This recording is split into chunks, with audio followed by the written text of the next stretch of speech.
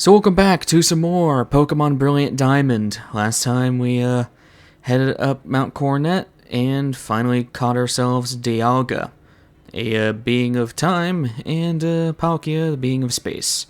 At least on Shining Pearl.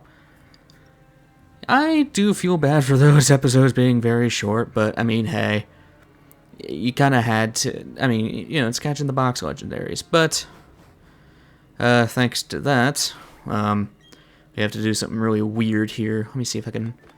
Maybe it'll let me do it? Escape rope. In the original game, you can't fly off of the top of Mount Coronet for some reason. Am I stupid? Sort by... No. Sort by name. Make it easy. There we go. I might have just skipped over it. Where does this spit me out? Oh, that's very convenient. Okay, and first thing I want to do, we're heading home. Back to Twin Leaf. We probably won't make much progress, if any, in this video, because I'm taking care of some side things, but, you know, at least we'll get something done. And we are just blazing through this Let's Play, like, seriously. I did not expect to be catching the box legendaries in, like, the teen episodes, but anyway, back at Lake Verity. I don't know why I'm treating it like a Persona playthrough, where I'm explaining everything, but whatever. I can't remember, did I have... Yes. Okay. Oh! I just now saw that all of our team members are almost dead, if not dead already. Ah, God. Man, fighting Dialga was such a pain in the ass. Like, seriously. I don't know what the deal was. Palkia was super easy, but that's like the worst Dialga I've had in a very long time. Like, seriously. Then again, it's not as bad as Giratina, where he'll literally just disappear and you have to waste a turn to catch him, but... Anyway, now that we're not almost dead, a lot of you may know where I'm going with this, but, I mean, we're gonna get something first here. I did mention that in each of these lakes, there is, the big boy elemental moves, like, I think it's Solar Beam, Fire Blast, and Blizzard? It's either that or one of them is Thunder. Where is it? Where the piss is it? Is it down here? Oh, there it is. That is really hidden. Holy crap. Fire Blast. Pretty good move to put on to an Infernape, since that thing is weirdly a special attacker. Anyway, head to the cave. And I'm going to quickly save here because I don't know if they changed this. Okay. In here, Mesprit. Okay, they did. Oh, God, they didn't change it. Oh, no. Oh, God, no. Hi, Rowan. Mesprit. Oh, no. Yeah, so... Mesprit is a roamer, which... Oh, boy, do I have a lot of things to say about roaming Pokemon. But, I guess, simplest thing, I hate roamers. I absolutely hate roaming Pokemon, and I'll get into that in a sec. Like, it really sucks. They really suck, because, keep in mind that my main Pokemon playthrough has been, you know, Pokemon Soul Silver, Heart Gold, you know, Gen 2. Well, Gen 4, I guess, but... That game is littered with roamers, and it's not as bad as Platinum, because Platinum, they added the birds to be roamers, but roamers suck. And I had the beauty of not having to check the Pokedex every time to find the roamer Pokemon. I hate roamers because they're completely bullshit. Because, you know, they'll randomly teleport throughout the map. If you don't have a max repel, good luck, because that's just RNG at that point if you run into them. they'll run away as soon as they are seen, or as soon as you run into them, I should say. And they're still legendary, so their catch rates are ridiculous. Like I said, I absolutely hate roamer Pokemon. At least they don't heal after each fight, but still, it just sucks. Super sucks. Anyway, we have Azelf in here. So, again, I'm gonna quickly save. And, let's go fight this beast. Hi, Azelf. So yeah, so the other two lake spirits are not roamers. They're just normal legendary Pokemon. Ooh. Oh, they did really good on the battle arena in this one. Holy crap. Doesn't even look like you're on water. It just looks like you're on, like, a mirror. Cool. Okay. Let's try a quick ball. Screw it. But the way I'm gonna handle these guys is, well, okay, that's not handling them. The way I'm gonna handle these guys is, once I stop talking about random stuff, then I'll just skip ahead until they are caught, so. It's simply just because legendaries can be very annoying to catch, especially in Gen 4. In fact, Gen 4 is probably the worst catch rate for most legendaries. Wow, that was... Well, I didn't want to damn near kill it. Okay, whatever. But yeah, like I said, Gen 4 is notorious for having really, really bad catch rates on legendaries. Which means that, well, whenever people did Let's Plays of Diamond, Pearl, Platinum, Heart Gold, Soul Silver, you know, legendaries took frickin' forever to go and catch. So, I don't know if they kept it, I don't know what they did, but it feels like they kept it, if not made it worse. So, like I said, I'll skip ahead if it takes way too long and I'm not talking about stuff, but... Which is starting to look prevalent, because this thing's being very annoying. Jesus! I mean, I know you did Nasty Plot, but Jesus! The lake spirits are weird, because, like, only 2 of them are actually good, while Mesprit is just there. Because I think Azelf is focused on offense, Uxie's based on defense, and then Mesprit's a mixed attacker. Or a mixed Pokemon. So, like, it's kind of just a jack of all trades. It's weird.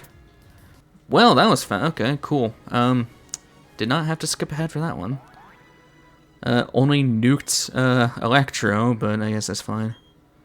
I'm hoping we don't have to get too high a level here. Actually, as long as we're at level 50, we're fine. Yes. Figured to skip ahead to Acuity, because, well, I don't think it was much just to go and skip to here. As per usual, you should save in front of a legendary, just in case if you want to shiny hunt it, or, you know, you mess up. Uxie! Uxie usually gives me the most trouble, besides Mesprit, but... The nice thing is, at least there's only 2 roamers in, Diamond and Pearl.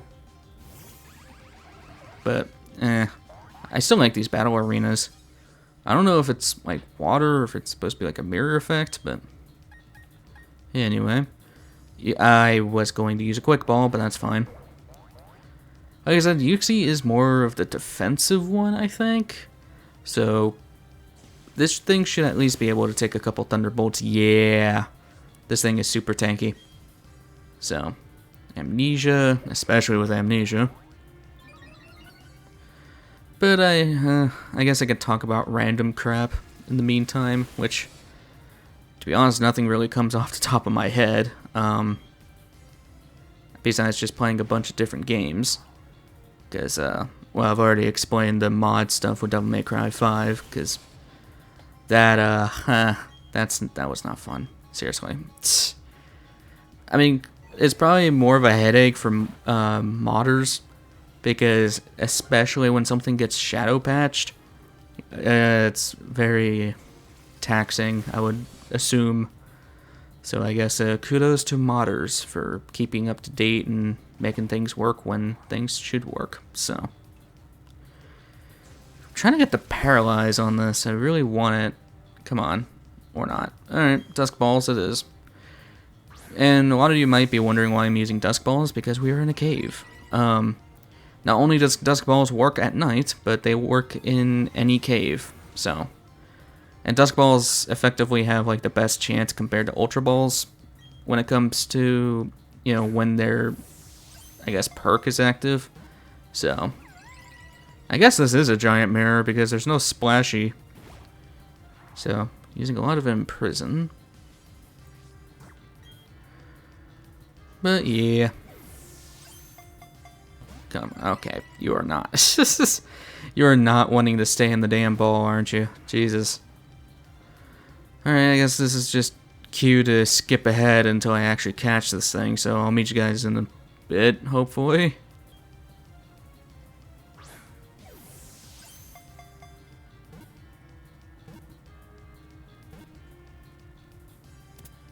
There we go. That took a little bit.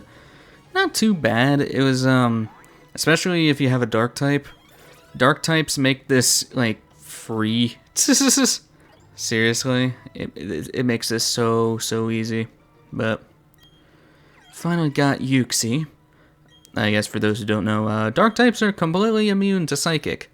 So, these spirits literally can't do anything if you have a dark type, so by all means, you use a Weevil, or Haunch Crow, or even Spirit Tomb. Spirit Tomb would actually be a really nice pick, but anyway.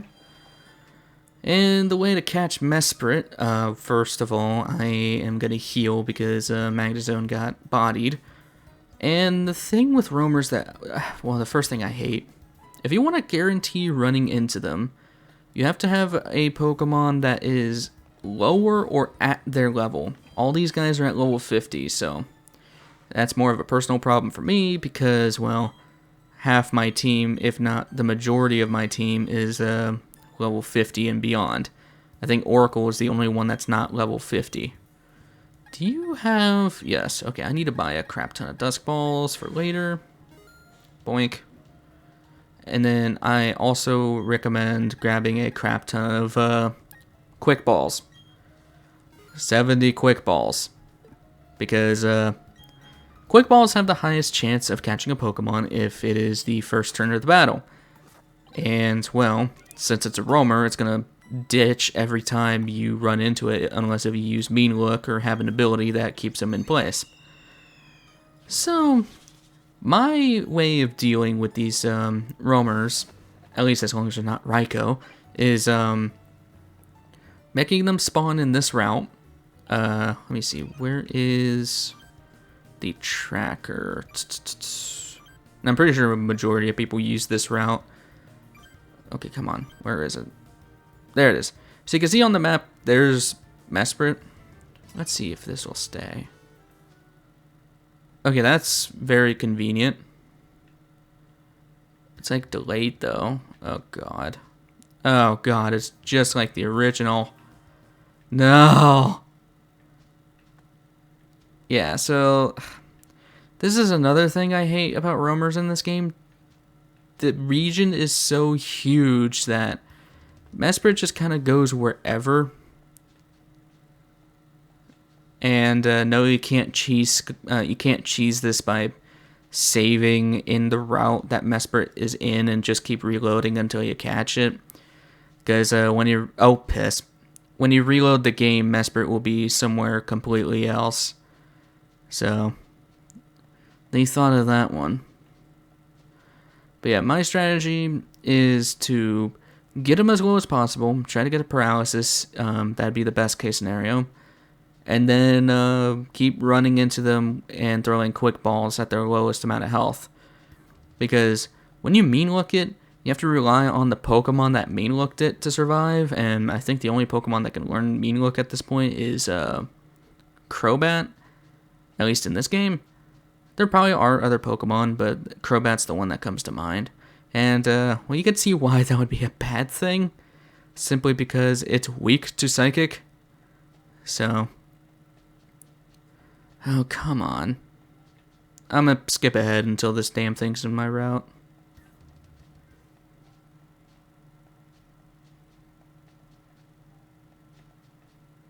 Oh, that was, okay. That was fast. So now, we want to have Oracle. And then stack on a max repel. And we just want to simply run into this thing. Come on. Is it really not going to show up now? It is level 50, right? There we go. Yay, roamers. Gotta love roamers. Because roamers are assholes.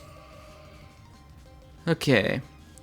So like I said, try to get as low as possible when you first run into it. I'm gonna personally try to go for a paralysis here. Come on, paralysis. Hey! Okay, that's perfect. Yeah. So they're gonna flee every time. And like I said, my strategy is just to simply keep running into them until they're basically in red health. And just catch them that way. So, I guess I'll meet you guys back when I actually catch this damn thing. This can take hours, and I am not looking forward to that. Because, well, I got shit to do, man. Anyway, I'll see you guys in a bit. Oh my god, they made it to where you can save scum it. Why? Okay, well, this changes things. I guess off screen while I was trying to catch, well, not really catch this thing, but lower it. I always save before I run into it, just in case if I accidentally kill it, and that ended up happening. And when I reloaded, it was in the same route. It's like, there's no way they made it to where you could save scum it. So I reloaded again, and sure enough, you can save scum it. Weird.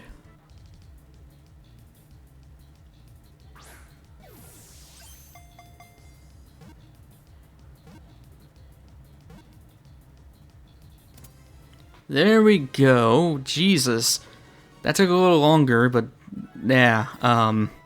Like I said before I cut that clip out, why do they make it to where you could cheese this thing? Like, I'm sorry, but catching the roamers is like 10 times easier now because of that.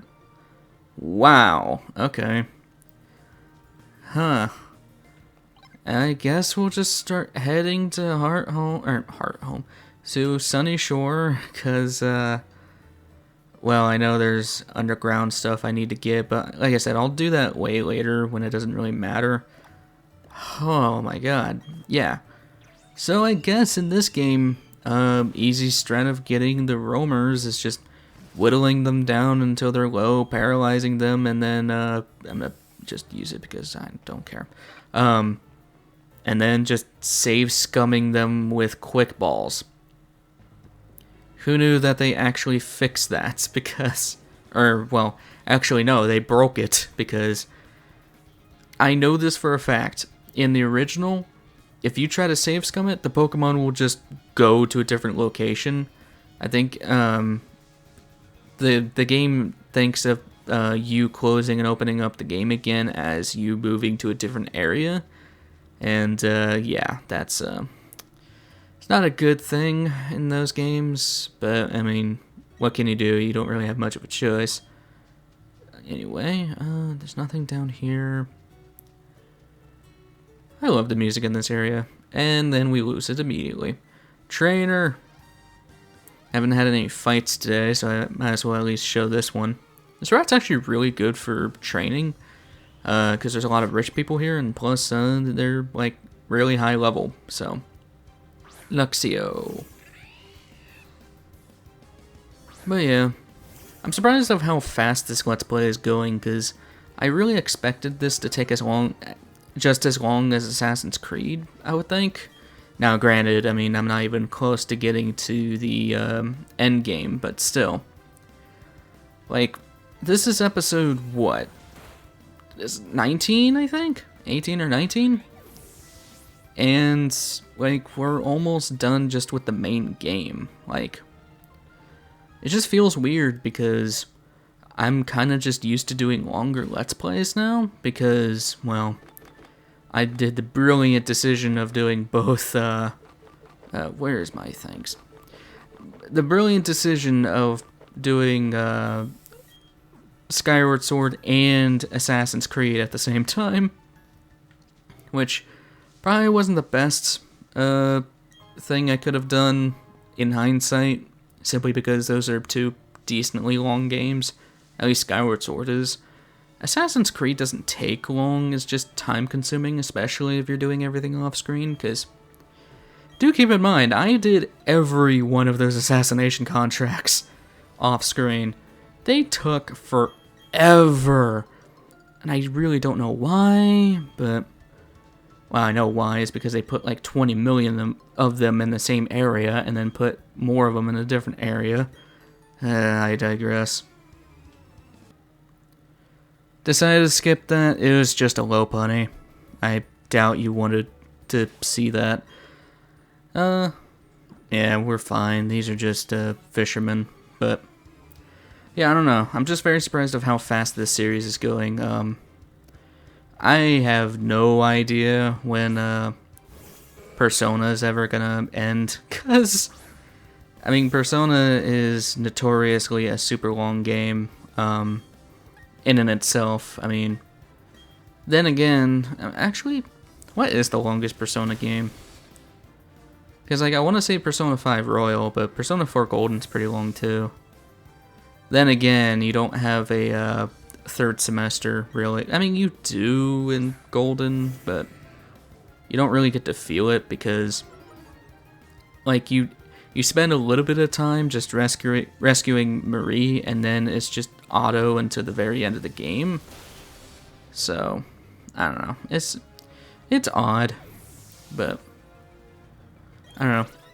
I guess future plans. I do want to do Persona 4 Golden, but definitely not anytime soon, because, like, I love Persona, don't get me wrong, I've said this before, is this, like, my second most favorite game of all time, like, and that's a real hard second place, too, and, but, like, it is a very, very long game, like, you know, the story is amazing, don't get me wrong, but, like, if you don't have time to go through the entire story of Persona, just watch the anime. The anime is just as good, in my opinion. A lot of people are butthurt about the anime because it's not as good as the Persona 3's. I'm like, well, yeah, because one, they didn't localize Persona 3's anime, and two, they were all damn movies. It wasn't a show. They were 4, like, hour and a half long movies, if I remember right.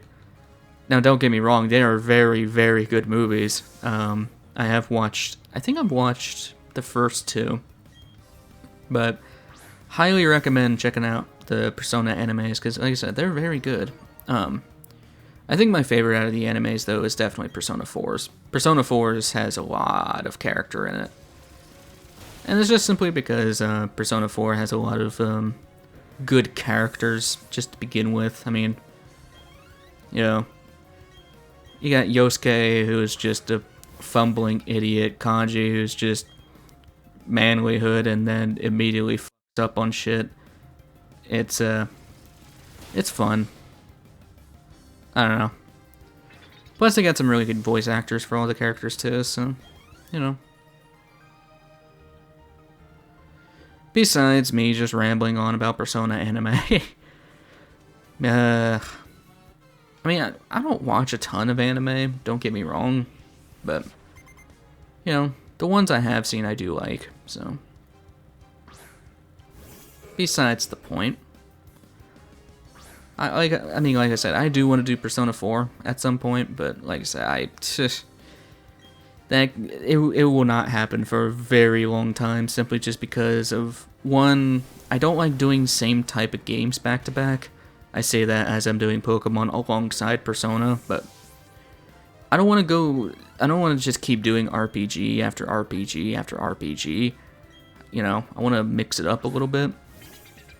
So, along with that, you know, Persona 5 is very extensive when it comes to both playing the game for YouTube, but also editing it, because you have no idea how much of a pain in the ass it is to put those song titles in, because then you'll forget what the song is, so you have to fumble around through the official album on Spotify, which I recommend listening to that. Persona's got very good music. And then it's even more of a pain in the ass when royal music shows up, because it's not in that album, because that album is specifically the base game OST and not the royal.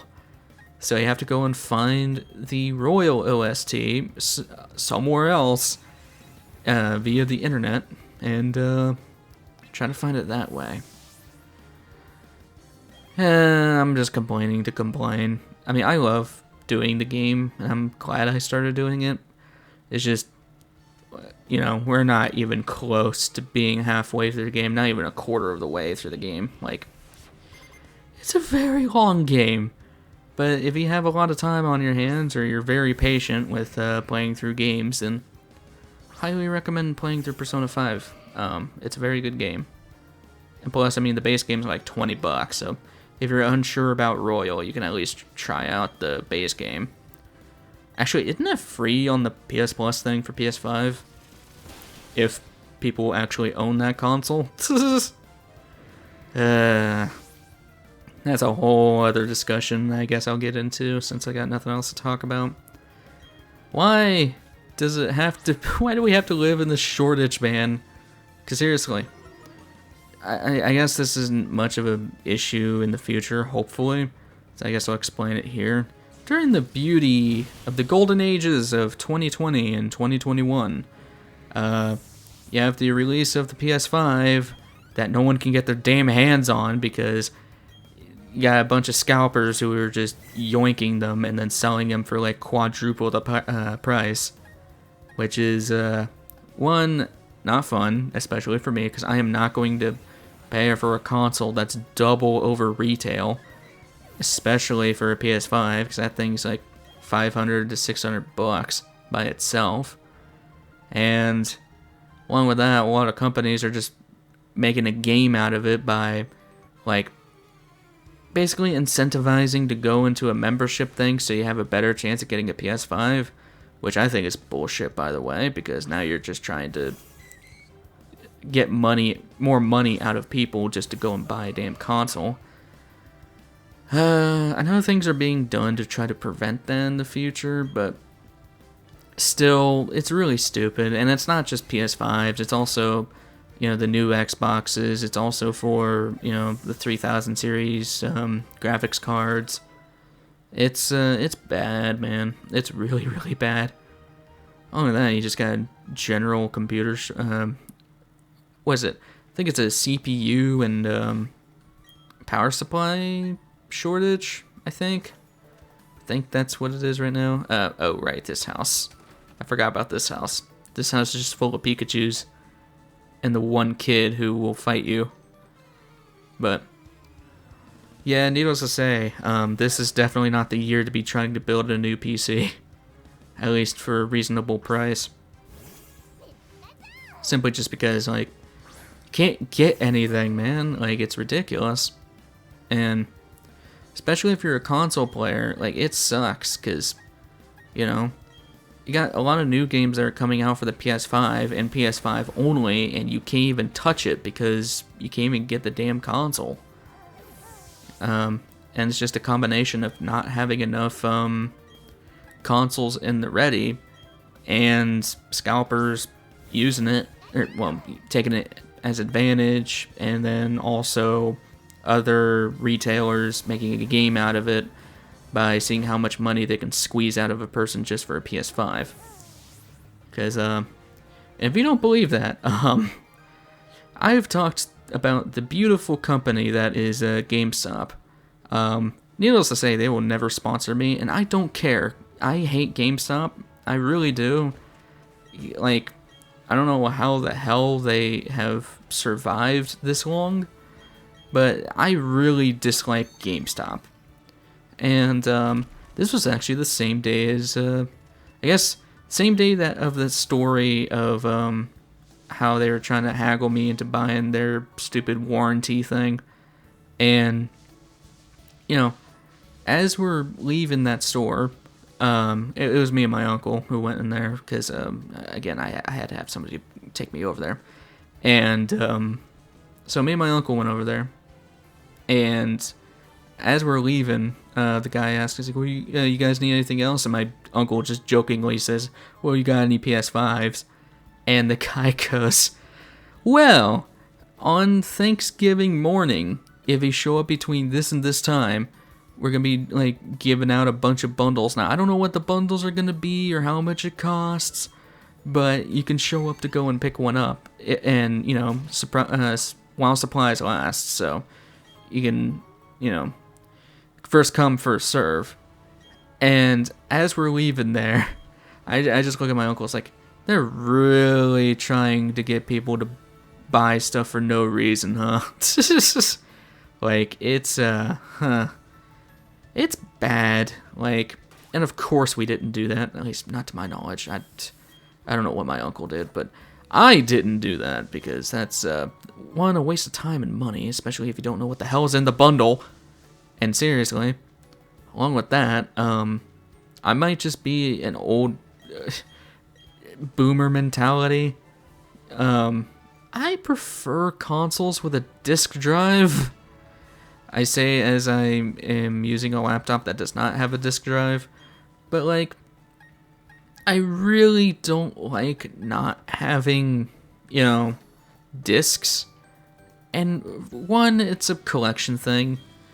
Like, it's very satisfying when you have a whole collection of games sitting on a rack or on a bookshelf or something like that.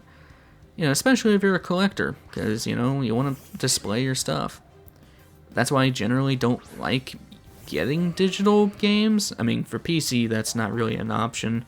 But at least for consoles, I prefer getting disc copies if I can. I only use the online stores if there's a better deal on there than there is anywhere else. Along with that, you have the PlayStation Plus thing where you get 2 free games every month. So, you know, I will take advantage time to time for that. But otherwise, I prefer to get games on discs.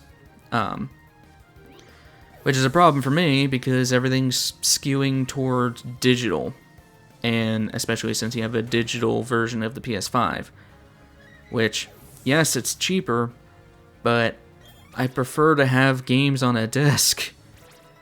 And it's just simply because, you know, when you're using a digital copy, you're at the mercy of that software user agreement. You're at the mercy of if they pull that down or not. And you can't tell me they haven't, you know, some companies have not done that before, because there are some companies who have done that. I.e. Activision with Transformers Fall of Cybertron, which I desperately missed that game, and I really hope somebody could just take the wheel on that and remaster it, because that game was amazing. But alas, it's dead because Activision pulled the plug on it, and you can't even buy the damn game anymore without trying to find it in a convenient, like a flea market or something like that. It's really rare, simply just because it's not sold anymore. Which is, I guess that's a different argument all in itself, but I don't like having other companies control when and when I can't play a game. Now, granted, I mean, there's different services that, you know, is applicable for. Like, I don't care for streaming services because, you know, that's a streaming service. But when it comes to owning a game, I want to own that game on a disc. And they really incentivize you to digitally purchase it so that, you know, they have complete control about when you have availability for that game. And I get there's a bunch of legal stuff where it's like, hey, you know, you can't just take this away, but then they'll say in their agreement, it's like, whoa, you could take it down, whatever, and they agree to that. You know, it's It's a bunch of legal hoopla, but I'd rather avoid that in the near future. And honestly, I don't think it will happen simply because I don't think a lot of companies are dumb enough to try to cheapskate their market like that. I mean, there is EA, but even then, I don't think EA is even dumb enough to do that because, like I said, that's how you lose your entire fan base in one fell swoop. It's, you know, you don't do that. But I don't know.